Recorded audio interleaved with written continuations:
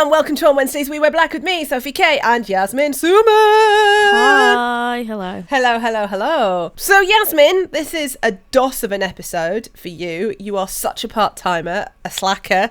You're welcome. I was at 2000 Trees DJing for us, to be so clear. Who got paid? Me. Do I get paid? You can get paid if you want. So how is it for us? Anyway, so basically, this episode is all about TX2 and who is TX2, because we did that episode where we talked about Linkin Park and you did that interview with TX2 and he was the most on it person out of everybody that we spoke to. Cancelled, by the way. Why are we gonna get right? Basically, I heard that and I heard that he's so on it and I was like, okay, I've misjudged this guy.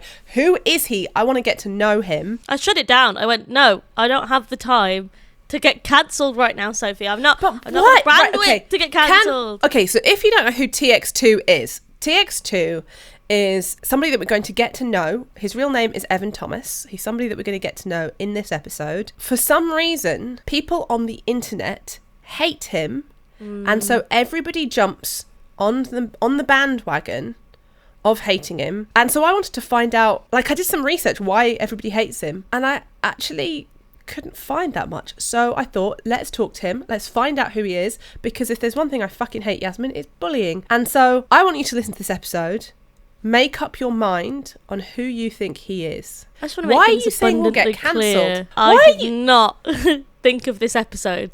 I wasn't even Yasmin, why are you being like this? The same continent. Shame on you, Yasmin. Shame on you. Because what reason do you think you legitimately have to be so hateful to this person who's just existing? He's a lovely guy. After all the people who come for you on social media and say vile things, you should know better. I think he's a lovely guy. There, I told you that was my mum voice, and that was it. I just know how the internet is, and I more so. Right. So you're more scared of people's opinions. Yeah. This is how I ended up getting myself heavily bullied at high school. I stuck up for a girl because she was from India, and someone who was from a higher class in India was making fun of her, and her brother had Down syndrome, so everyone made fun of that, and so I stuck up for her and then ended up getting heavily bullied. I'm not a hater. I want to say this now. I'm not a hater. I've just had a really long weekend and I'm like, that's not an excuse. Here's the thing. Okay. I logically know that people are wrong, right? I logically know. I've met him, I've interviewed him, we've interacted before. He's a lovely guy. I just can't deal with lunatics on the internet who aren't going to listen to this and are going to take it with face value and go, well, you worked with him, you're platforming terrible people. And it's like, we're asking him why people think he's a bad person and getting to the bottom of it. We're doing what you want us to do. It's called journalism. It's called journalism. Look it up. Some of you are kind of like, go like this. People go like this. I hate clickbait. And yet only reply to clickbait and never read the article. Guilty. So we've decided to stop clickbaiting and actually find out who this guy is. So you're about to hear the interview I did with Evan. TX2. To learn more about him. We have Evan on the podcast and I'm really excited to speak to you. Oh, I'm excited to speak with you too. I'm excited to be here. I feel like we see your face everywhere, but we actually don't really know much about you. So we hear that you come from a small town. Tell me a bit about your, growing up, your journey into getting into music. Sure. Yeah. I grew up in Fort Collins, Colorado, and I started on the drums when I was 5 years old. My mom put me on the drums because she wanted me to bond with my brother, and my brother played guitar. So we had an early start, which is pretty cool. And from there I started I just, all I wanted to do was play drums, and I was obsessed with it. So I got to that point where in middle school, I was flipping sticks and stuff and doing the twirls and stuff. And then I was actually playing in a bunch of different bands. I played in an Asking Alexandria cover band when I was in middle school, which was one of my favorites. I love them. And then I ended up also playing in everything from a hard rock band to a country band. And I played in a bunch of different bands, but every single one of the bands fell apart for different reasons that made me just hate being in a band. One of them, we had a drug addict singer, and that was just a lot for me to deal with when I was in middle school. And one of the bands actually we had one of our members die in a car accident, and everybody was arguing. It just became a whole thing, and there was like so much for me to process at a young age Yeah. that I was like, "Fuck being in a band." I'm sick of like rock music at that time. Also, I was like I was starting to get bullied, so I was like, maybe if I stop being myself, because it's high school, it's like Mm. maybe if I stop being myself, I can be more likable. And so I started rapping, and because I also liked rap music, and it was like kind of trendy at the time. And I started this, and that's where I started TX2 when I was like 15 years old. I started TX2 because it was like rapping was like drumming with words, and I just didn't want to deal with bands anymore. And I did That's a that for cool way four to look at years. it. Drumming with Yeah, words. yeah, That's a yeah. cool way. Right. Yeah, No, I it's like that. exact. Well, it's the exact same thing. It's like a rhythm, like a ba da da da da triplet. You know what I'm saying? And whatever Yeah. it is. But I started rapping, and that didn't go over well either. It actually got worse for me. I was like super bullied in high school. It was like I was like the SoundCloud rapper who'd never go anywhere, joke of my hometown, to the point where like other high schools would also know and jump in on the joke about TX2. And it got pretty bad to the point where I also had like a pretty like rough home life, specifically for my dad, who was also telling me that I was making a mistake and that I was a mistake. So I just got broken, Okay. I feel like, in high school, Mm. and I moved to Miami. And when I moved to Miami, I was all by myself, so I could finally start to be myself. And that's where I started making, like, 2018. I started making rock rap music because I was like, okay, rock is like what I wanted to do, and no one's here to tell me how to dress or who I can be. So now I'm gonna be myself. I also started figuring out that I like my sexuality because I grew up in like a Trump conservative home. Right. For example, this whole like the last news headline in the last 2 days has been big for my family. But like, you know what With I'm the saying? Like, assassination. yeah, Yeah. yeah, The yeah, right. attempt, apparently. We don't Right. know. So yeah. So but because I wasn't living with them when I was in Miami, I could be myself. I could express. I started to like becoming more and more comfortable with like coming out and being bi, and I started like really figuring out what TX2 was. And there's a few more things that happened in Miami that were arguably worse than what was happening in Colorado that I just don't really feel like we need to get into, but you can Mm. kind of hear some glimpses of it in the music, and that just broke me to a point where I was like, there's nothing for me to live for other than to make music and be the same role model that like my favorite artists were when I was growing up. And so I just have dedicated every single day to studying the algorithm of TikTok, figuring out what makes videos do well, what gets people to talk, and then making music and just being like, all right, I'm gonna make it. I'm gonna do whatever it takes. Fuck my ego. This is social media, which is separate from the art and the music, and that's how I started TX2 and got all the, everything that happened with that and the fire behind it. Wow. What a journey. And thank you for sharing all of that. Because I know like you skim Let over me it, be but here. there's a lot of stuff there though that's a lot of pain there is what I'm hearing, and that you've been through so much. Listening to your story right now breaks my heart to a point that you went through all of that bullying at school. That's how you created TX2. And now you've been through that on social media as well. Yeah. That must be rough. That must be really tough. I'll give you a perspective on it. I think that one thing that helps me get through it is that I see other creators who are Yeah. getting is equal as much, well, not maybe not equal, but a lot of hate as well. Um, and I do know that sometimes I provoke it. Sometimes on purpose. I realize that there are so many talented musicians out there that Yeah. will not get the limelight because they're not following these stupid fucking algorithmic rules, and I just Facts. have to do what it takes to like make people talk. So sometimes I'll say, is this the hardest rock song of all time, knowing damn well it's not the hardest rock song, and whatever it is, whatever I just said, etc. But I know that it makes people mad and it makes people come at me, and I've actually, I feel like I've become so numb to it, and I'm so used to people hating me that it's like it almost feels like home in its own weird fucked up way. And I think I have a problem. I've talked about this with friends and my therapist, but it's own, I mean, at least I can deal with it. You know what I'm saying? Like Yeah. people say whatever they want, and I've gotten pretty good at just being like, like who the fuck's gonna hate on someone online? It's not like I'm serious about this being like, how many people get so mad about this not being punk rock or whatever it is? Not my Yeah. problem. You know what I'm saying?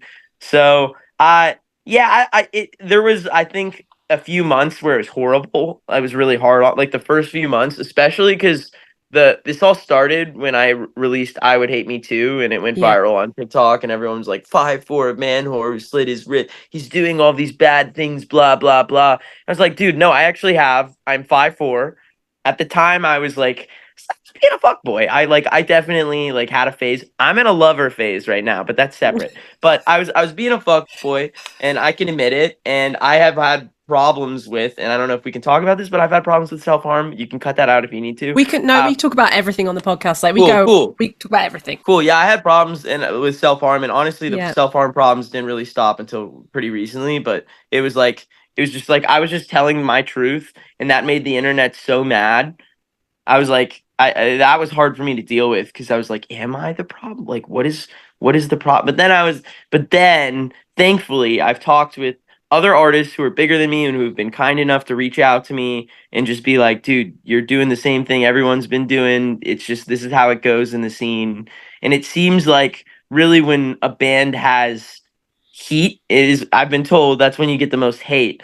And I get told this by these bands who are really successful. They've all dealt with the same thing, and that helps me too. Then I'm like, okay, I'm doing the right thing. So honestly, I'm just lucky to have had bands who've been nice enough to like reach out and be like, hey, dude, you're doing the right thing, you know? Yeah, because I saw the Andy Birsack. Yeah, dude, Like- that was cool as fuck too, dude. Andy, I love. Are you I assume are you a Black Veil Brides fan? Yeah, I love Black Veil Brides. I love Black Veil Andy Brides. Black. Dude, that was cool as fuck, man. Are you kidding me? I was out of nowhere too. I was like, that one was unexpected. That was like are you kidding me? You know what I'm saying? That is that is arguably one of the coolest dudes of all time and best looking dudes of all time and talented, etc. I love Andy Black. I'm gonna stop myself from fanning out. Do you know what?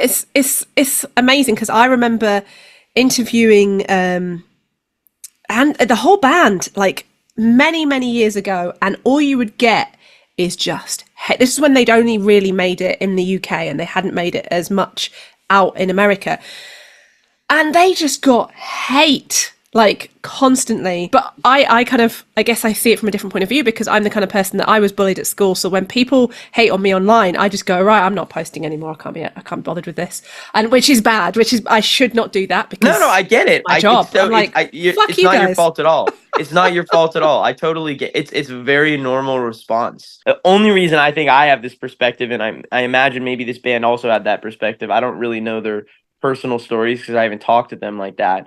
But I've dealt with that my entire life, and I am just so used to it. I've just realized that no matter what I do, I'm gonna be hated. So I've come to terms with it, and I know a lot of people. It's most people shouldn't have to come to terms with that. Do you know what I'm saying? Like you shouldn't have to deal with that. But it's just, the problem with this doesn't come from it comes from the internet. The fact that you could say whatever you want behind a screen and face no repercussions. Because I to this day, the only two instances of hate I've ever seen in person from TX2 outside of high school come from a bottle being thrown at me and missing, and someone from across a parking lot like being like fuck you or whatever. But it was like so far away that it was like they certainly could not come up to my face. Do you know what I'm saying? Did that happen in the UK, any of that? Because we're quite cynical out here. Yeah. The bottle happened in the UK during download. I can imagine. Yeah. Yeah. And then in the US was the parking lot incident. Yeah. But it sounds about more right. At least in the UK, at least they like actually did something. Like I have more respect. Well, actually, I don't really. But you know what I'm saying? Like the point being, all of these people always do it from a distance. It's never to your face all the time. You know. I'll make a confession now because the reason I wanted you to come onto the podcast, we haven't had we've had a few artists on the podcast, but we tend not to focus on artists as much. But the reason I wanted to do an episode on you is because I won't lie, when I saw 5'4" man whore come up on TikTok, I may have also judged. And for that, I want to apologize because I know that I've seen the hate through Nickelback and I defended Nickelback. I've seen the hate from Black Veil Brides. I defended that. I've seen the hate from emo and being ashamed to be emo in MySpace days. I'm making myself sound mega old here. To have you come out as a young artist and then to also judge, I felt ashamed of myself. And I was like, okay. And then you did a piece that we were doing an episode on Chester Bennington, who is going to be the next vocalist. And we did that at Download Festival, and we spoke to loads of different people about who they thought the next vocalist would be. And what it was your answer was so quick and your knowledge was there in an instant. And it actually took me a moment to go, oh shit, I've got this wrong. I have judged this guy and I have got it completely wrong, and shame on me, because that's what people have done to me my whole life.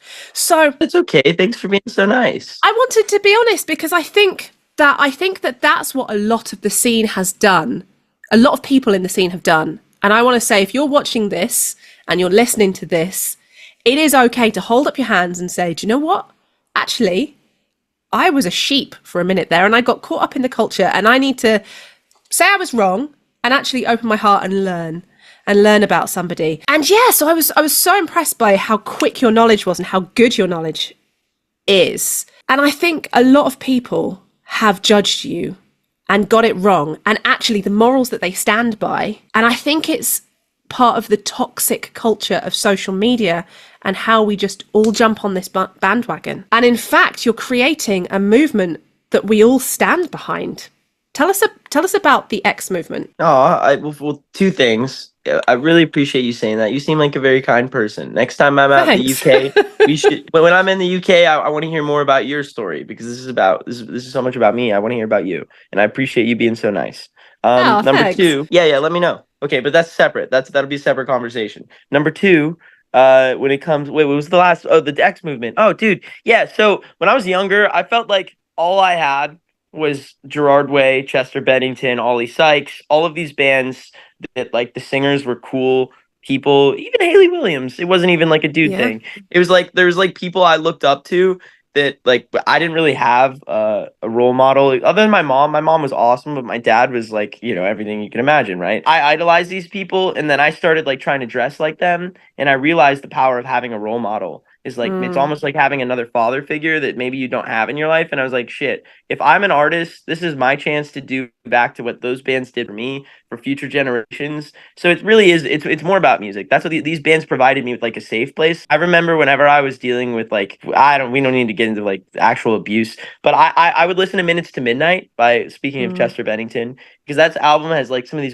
the most peaceful songs that helped me a lot. It's like, I want to do that as an artist. And I was like, how do I even do more than that? So I was like, you know what, fuck this. I want to start a movement of people. I feel like if I would have had a place to talk when I was younger, I would have been a better person. My big problem was that I was closeted for so much of my life. I had some trauma that I literally did not know how to talk about. So I just spent years just being silent about it, and it ate me alive. And I wish I would have had a place to just talk and be like, hey, I'm not okay. Here's my problems or whatever. And then I have other people be like, hey, I also have that problem. Because, like, there's so many people who are struggling with their mental health out there. It's like so common. I mean, I'm sure maybe you or know people or in your personal life, it's that common. Not everybody, but most people struggle with their mental health. A lot of people struggle with their sexuality. I feel like people just need to have a place to be able to just talk. Hey, I'm this, and have tips, and just have an open forum. Because I don't know, there's probably are social media groups where people can have open forums and discussions about their mental health, about their sexuality. But what better place than like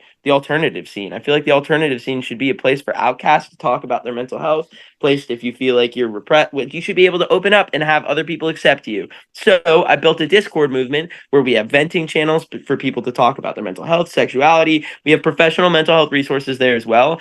We have moderators as well on the server who try to like keep this place, in case people are being people online, which they've dealt with a lot already. But we try to keep it as safe as we possibly can and just have a place for people to vent and talk, because that's something I wish I had when I was growing up. And by doing that, I feel like you said, I feel like the alternative scene has honestly become pretty toxic, and it kind of always was in different ways. It always was. You know what I'm saying? But I was like, you know what? Call me a dreamer or like a crazy person, but I have a vision that it is possible for the alternative scene to be a safe place for people and for outcasts and for everything that I thought it should have been when I was younger. And all it takes is someone to stand up for that and actually start doing the groundwork for it. So my hope is that by doing this, other people start doing it too, and then we start actually making a change. That's my goal. 100%. I can see that, because I think you asked, you said about trauma. So I actually work as an advocate for children who grew up in alcoholic homes. I'm a patron for a charity. One of the big things that happens within childhood trauma is people don't talk about it because the whole point is you feel like you're the only one,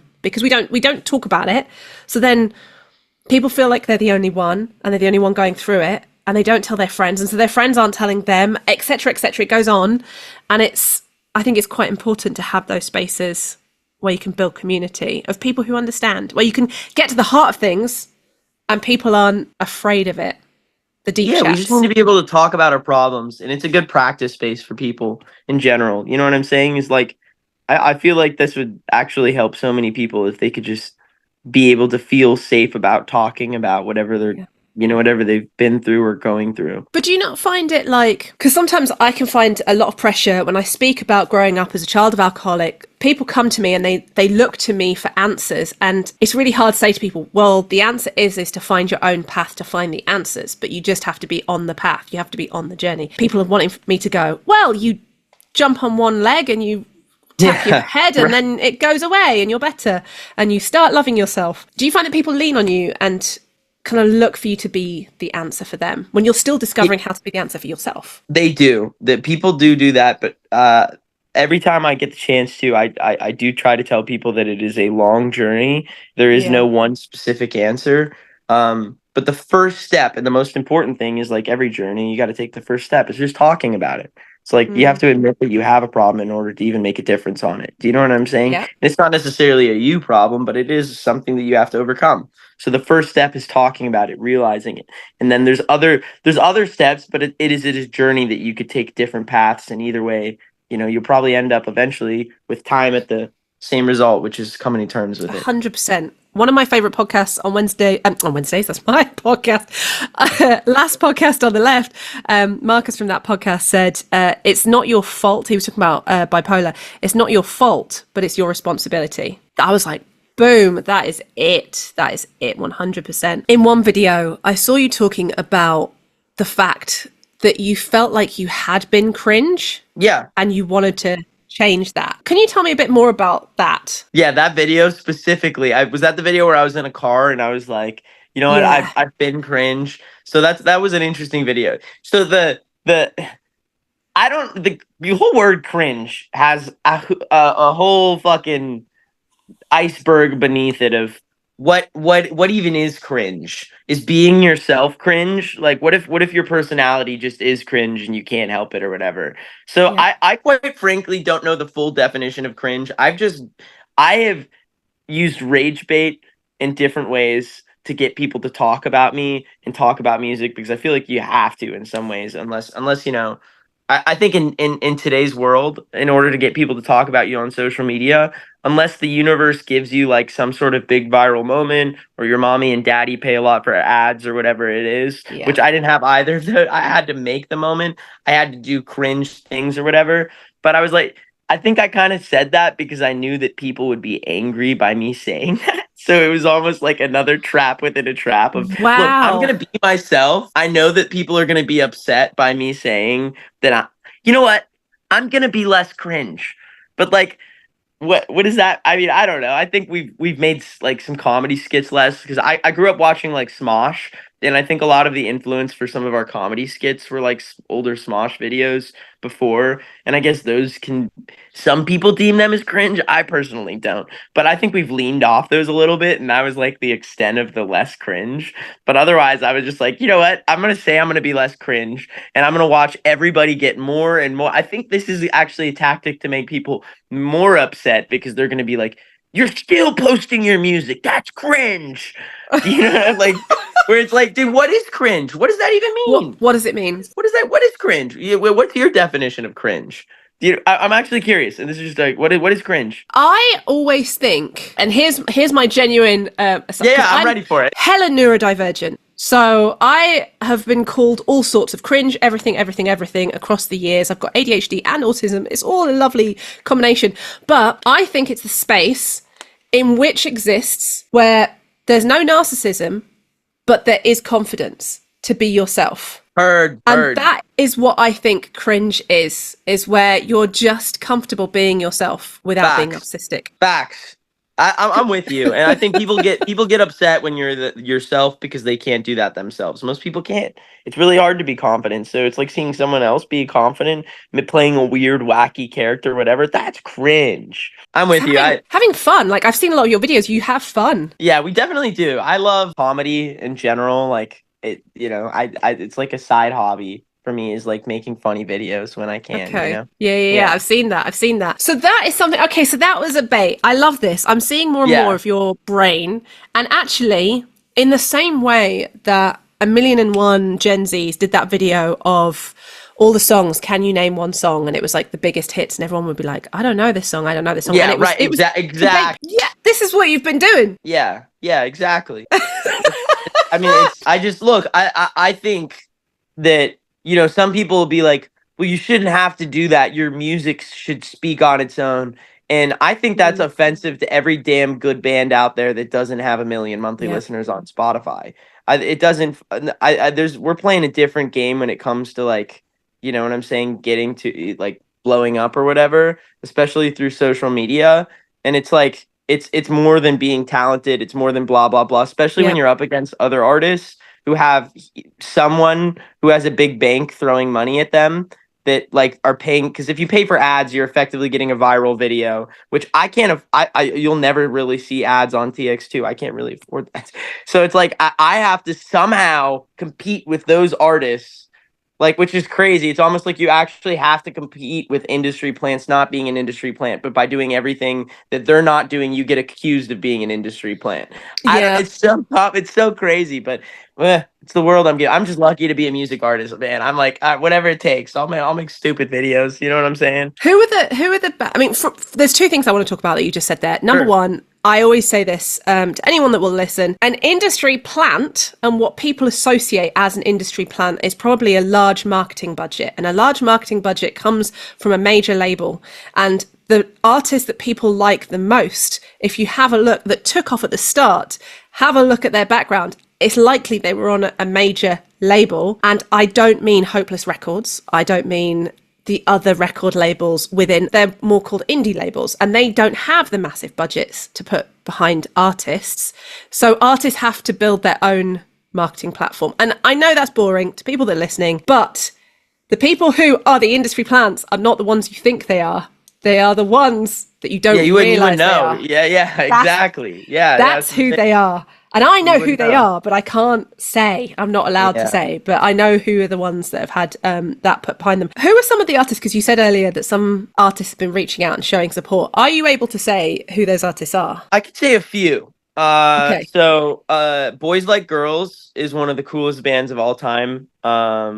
Marty is the singer of Boys Like Girls. And right before download, he gave me like a 40-minute call just to like hype me up and tell me, which I can't even believe he spent so much time just to be hyping me up. He's like, dude, you got to be a mother. He's like, you got to be a motherfucking cockroach, bro. Cockroach nuclear bomb goes off. You got to keep living. And he's like, let people throw things at you. They throw things at you. Ask them for more. And he's right. Next time people throw some things at me more, I'm going to be like, boo louder. I can't hear you. I'm a roach. You can't kill me. Inspired me. It changed my life. That call was life. He didn't have to do it. Nice. He spent time just to hype me up, and he's really nice. They brought me on stage. They Boys Like Girls has been an awesome band. Same with Ice Nine Kills. That band has been nothing but supportive, kind and nice. Joe has been like a mentor for me. Joe from Ice Nine Kills and he has been almost like a big brother too. He's been very, very supportive. And then I heard that Spencer was like very, very supportive of TX2 to put us on this tour, and like all the hate like inspired him too, like because he's been dealing with that for Ice Nine Kills has been around for so fucking long. You know what I'm saying? So like Ice Nine Kills has been supportive. There's been a few others that are like but it's just people reaching out being like, you've gotten hated. I've been hated too. And it just makes me feel good. It's like, and you know what? One day when I see a band getting hate because of what they've done, I will be reaching out to a band that I see getting it. Next time I see a band get hate, you sure as fuck best believe that I'll be a shoulder for them if they need it. If I can tell you now, I interviewed, this sounds like Yasmin always, who does the podcast as well, always has a go at me for name dropping. I don't mean to, it's just talking about work. I interviewed Metallica last year, and I'll tell you now, there was hate on that video for Kirk Hammett, I think because his nails were painted. I don't know. That's crazy. That's fucking crazy. They hate on Metallica. I know. No one's safe. Nobody's safe. Yeah. Nobody's safe. Nobody is safe. What would you say your future is, without this sounding like a job interview? Where do you see yourself in 5 years? My goal is to have changed as many lives as I can, and I hope the X movement gets big enough that eventually we can have an X Fest, like a big almost like a festival where I can put on other people. That's something I've always wanted to do. And I also want a mental health festival where I don't know. I feel sometimes I feel lost where I'm like, what's the point in anything in life? And the more good I do, the more I'm like, well, at least there's meaning behind my life. So as long as I can make this something big and know that whatever my, the reason I'm here is to make a bigger impact and create, I want to create a big X Fest. I want to tour the world one day. That's going to happen. That's my dream. And I want to just know that, whenever my time comes, this is going to get really sentimental, but whenever my time comes, I left the biggest impact I possibly could have. And thus there was a meaning in life. That is huge. And I think that's a really, really powerful thing. Who would you put on your festival? Oh, dude, it's so tough. Okay, well, for starters, one of my favorite bands of lately is Unity, Texas. Have you heard of them? It's a hardcore. Dude, they're fucking hardcore. They're badass. I fucking love them. I saw them at So What Festival and I was inspired as fuck. So see, look, even just talking about them gets me hyped. So that's probably one. Oh, I like Magnolia Park. I'm a huge fan. Those guys have been here's a band. Oh shit, I should have mentioned. Okay, Magnolia Park took me on a tour once, and they were the nicest fucking dudes ever. And they still talk to me every day. They're just nice guys. I like Magnolia Park, Unity, Texas. There's a band called 408. They're fucking cool as hell. There's an artist named Sophie Powers who I actually might see the next day or so because she's just been a friend too. And it's nice to have another friend who's an artist doing the same thing. Sophie Powers is cool. There's let me think.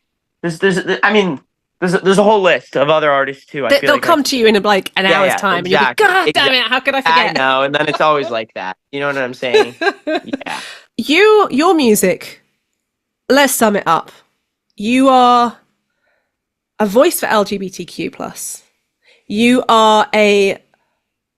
constantly posting videos defending queer kids and trans kids. I've seen quite a bit. You talk about mental health. You are creating a space for people to feel heard and seen. You are writing really amazing, catchy tunes, good, really strong music. And I don't say that lightly because I often say on the podcast that people don't write good choruses anymore, but you've got some really strong choruses. Thanks. And you've got good hair, right? And then dude, I was worried about that during this interview. Thank you. I needed to hear that. Thank you.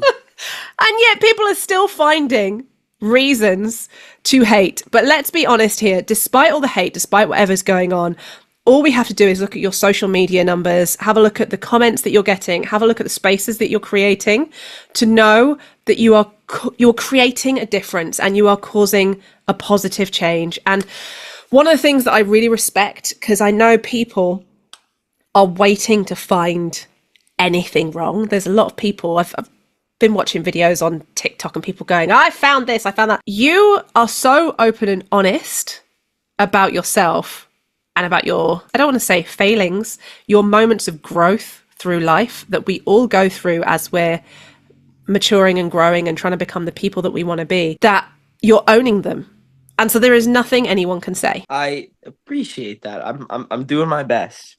I'm absolutely doing my best. So thank you for saying that too. You're cool as fuck. Thank you. Yeah. Thank you. Can you go to my high school friends? Yeah. You're cool as fuck. Do you know what? Maybe cringe is going to be the new cool word. Do you know what I mean? Dude, that was my fucking hope. I've talked about that with. So Cam is my guitarist. He lives upstairs. The man who lives upstairs. He always talks with me about how cringe is is there a way to make cringe cool? Is it possible? And if it was, that would be like the ultimate like Oppenheimer pull off of like the you know what I'm saying? Like somehow that'd be the craziest thing. And I think it is possible. I think with time people will change. I don't know. Maybe it is. Or maybe the coolest thing about it is that it's uncool.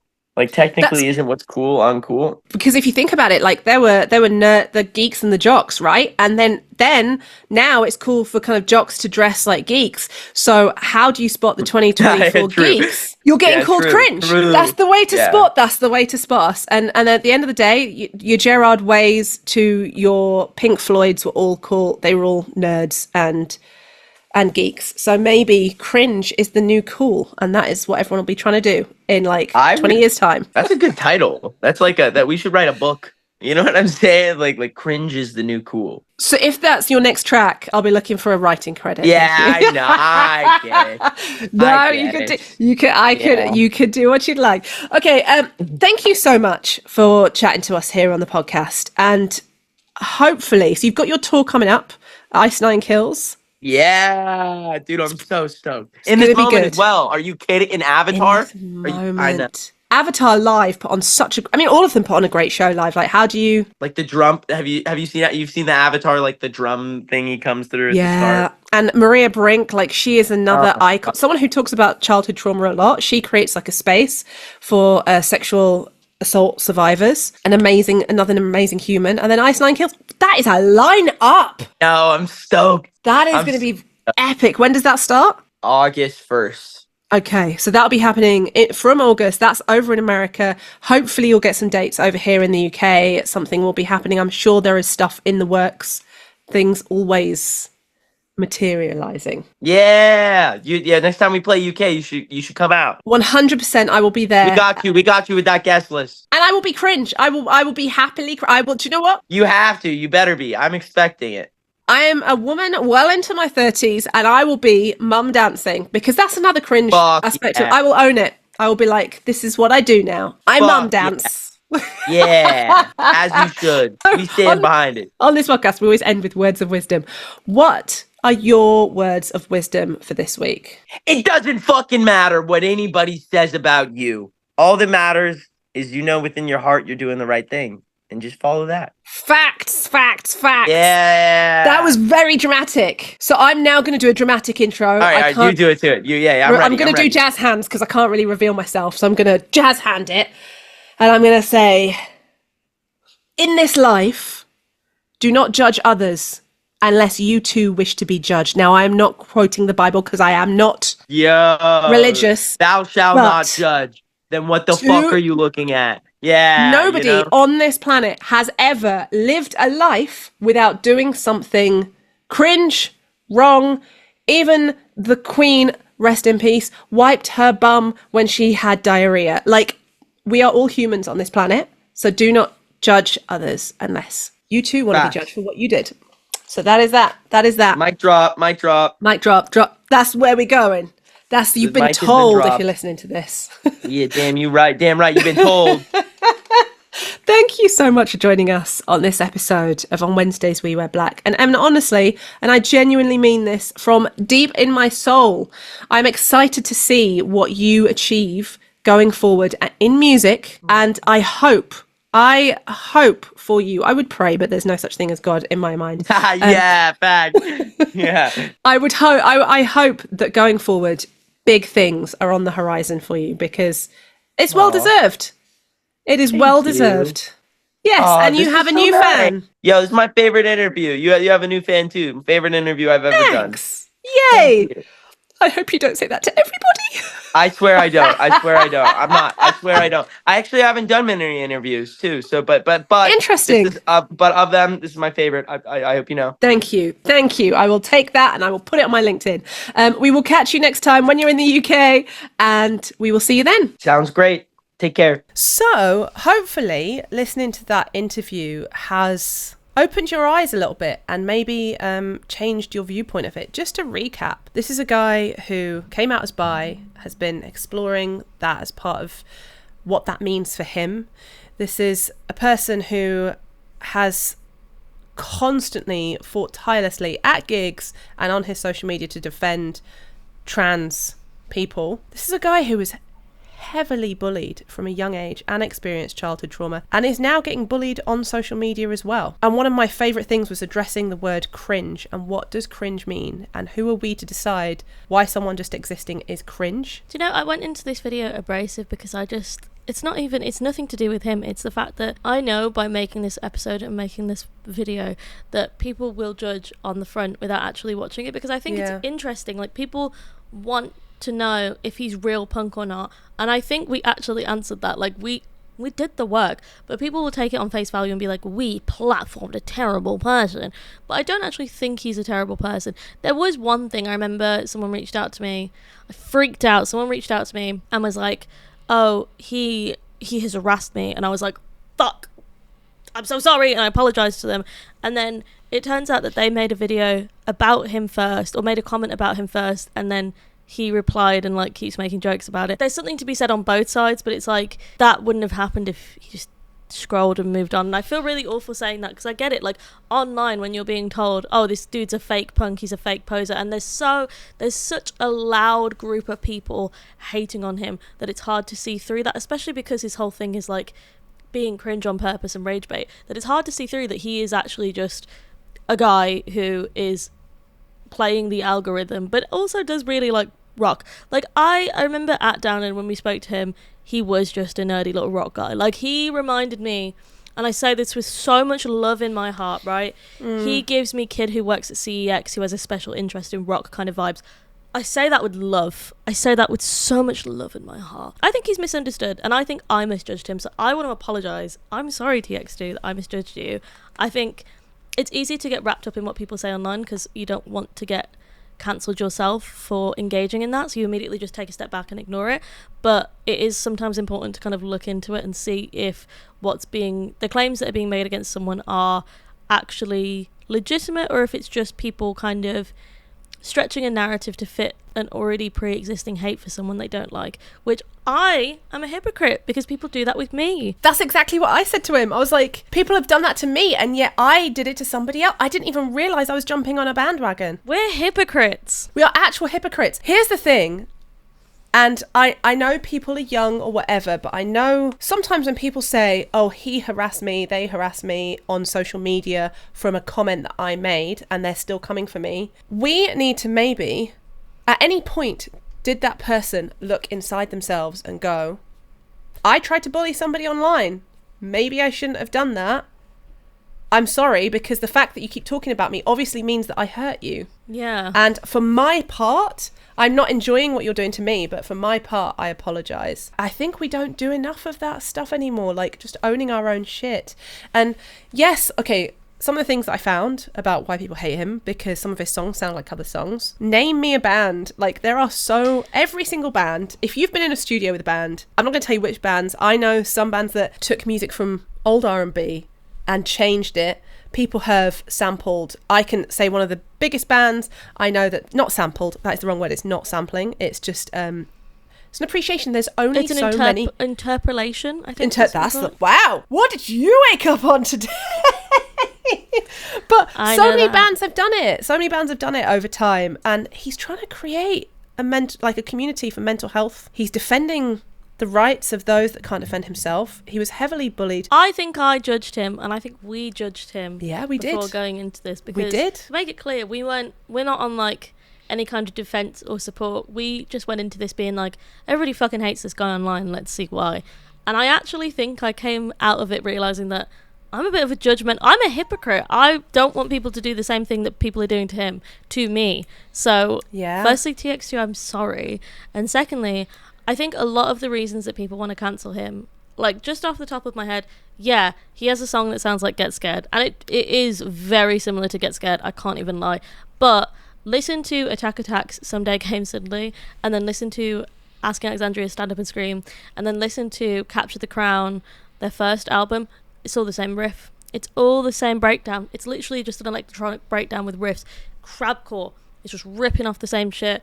So it's nothing new. Bands do it. Like, listen to every band has like most bands, for example, My Chemical Romance, there was talk about them doing it. There was talk about Bring Me the Horizon have done it on songs. I mean, Juice WRLD, literally no one came for Juice WRLD. Lil Peep ripped an Avenged Sevenfold riff, and also ripped the acoustic version of Today I Saw the Whole World by Pierce Vale. I spoke to someone in quite a prolific band about this, and they were like, there's only so many chords that exist in the world, and so it happens, you have to end up changing things. If you listen to something, it can inspire what you play.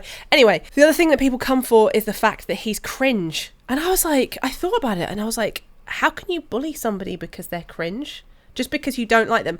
I know that I've had that for my whole life. People just, and I know that's an autistic thing. People just didn't like me, and they didn't know why. And so for me to do that to somebody else and just jump on the bandwagon, and it happened with Nickelback, it happened with Bring Me the Horizon, it's happened to so many bands. Everybody talks about wanting real punk and wanting real music fans in music, and I don't think people realise, as somebody who works in the music industry, you guys head over heels fall in love with industry plants, and people are gonna never hate, call them out.